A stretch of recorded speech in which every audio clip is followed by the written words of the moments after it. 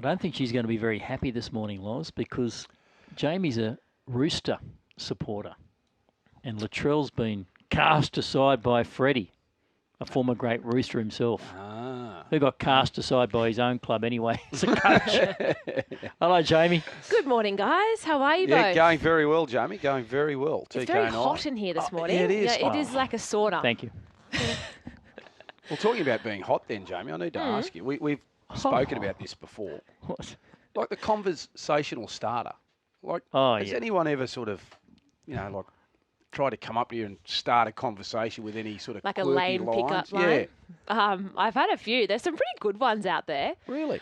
Had one where they say, I don't know if this is completely right, but they say, I need to call God because he's missing an angel. Oh. So that was one. Oh. Or another one is they come up to you. It's sick. cringy, isn't it? It is. But it makes you laugh. Another one they said, have you been arrested? And you start going, no. And they said, it's because it's illegal to look that good. I don't mind that one. So it's all about getting a laugh, TK. Yeah, if you get a laugh, so it's you a get a laugh. conversation starter. Yeah, You're or you're a slightly dickhead. cringing. Piss off. Well, they can make that decision there and then. Did you hear Laurie's? What was yours, Laurie? Oh, geez. You walk up to the girl with the earrings. Oh, with the earrings. Yeah. With the old, is that a new fashion statement? And they'd say, what do you mean? I'd say, well, one earring. And they'd grab their ears and try to feel their earrings. They go, no, two. And just got you. And they'd have a laugh. They'd have a laugh. Good. It was original. Worked in TK. Canberra. It's original. You can't go using the same old lines, let me tell you. No, You need to come up with something clever. Exactly and at least right. then you can have a laugh and then the ice is broken. That's exactly right, Jaimee. Exactly who knows where right. it can lead. You're living in the past. Definitely. That's all I've got. So you've never used a clever line? Or define TK clever? reckons he used to just wear the clobber, hang at the back near the bar, I sort of never do the, said- you know, made the, him you know, go do the gym. tapping, the Yeah. tap, just the And tap you'd of the wait for them to floor, come and to just you. sort You of said that. look around, scan the room, and go, Yeah. yep, Did eyes. yep. A long way from that. Now, what about Latrell? Yes, let's get on to the burning questions. And Latrell, there's two parts to this, guys, and we'll start off with just that he has reportedly been targeted by the Bulldogs. Would this be a good shift for Latrell to go across to the Bulldogs on such a big money deal? Not at the moment. I think that Latrell is a wonderful player. I think he needs to be in the right environment, in an environment that can help him grow as a person and also as a player. I'm sure the Bulldogs can help him grow as a person, but as a player, where the Bulldogs are at the moment and where the Roosters are, I think he will develop more quickly at the Roosters, and they will get the best out in him through their coach Trent Robinson. Yeah, he's going nowhere. Uncle Nick's not going to let him go anywhere, Latrell. He's a superstar of the game. Unless there's something more at play than I'm unaware of, he'll be going nowhere. Which then leads to the next part about more at play with Latrell being dropped from the New South Wales side. Do you feel that he should have been dropped, or was it more Freddie's job to inspire him to have that bounce back factor in game 2? Yeah, look, I can only assume that he's been dropped on his performance, one bad performance. Yeah, I know he hadn't been playing that well for the Roosters, but I see him as being someone that the opposition don't want to play against and someone who's a game breaker in our team. And he had one bad performance on that stage. I see him as a big game player, and I think he would have risen to the challenge, and I think he would have been humiliated with all the press that surrounded him, and I reckon he would have come back into that squad and given his absolute best, which could be the difference between winning and losing State of Origin.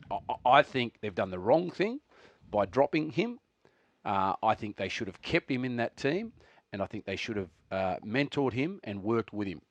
But when you're under pressure, you've got to win games. You can make those decisions based on if people haven't followed your instructions in game 1. Yeah, I think it's a bad call. And even if New South Wales win, I don't think it justifies the call. Well, I think Latrell needed the cuddle, then he needed the personal challenge, then he needed to lift. And you're right, Jaimee, that's the coach's job. But just because they win, that won't mean dropping Latrell's the right call. He still should be there. Yeah. I've always found the best coaches the ones that Unless there's treat something... people a little bit differently. So you've got Give 'em a little coaches. cuddle. Well, some players you can give a rev to, and you know that they'll respond. Other players you have to go and put your arm around them to get the best out in them. Everyone's different, and you've got to work out their personalities. How would Kevy be looking at the mentality of New South Wales with the changes? Well, I don't think Kevy can sort of look too much into it, given what he did when they lost a couple of years ago. 7 changes. Yeah, Game 1, 7. he made 7 changes. Yeah, so he was desperate, and his position was being called into question, which I couldn't believe. He won the series the previous year.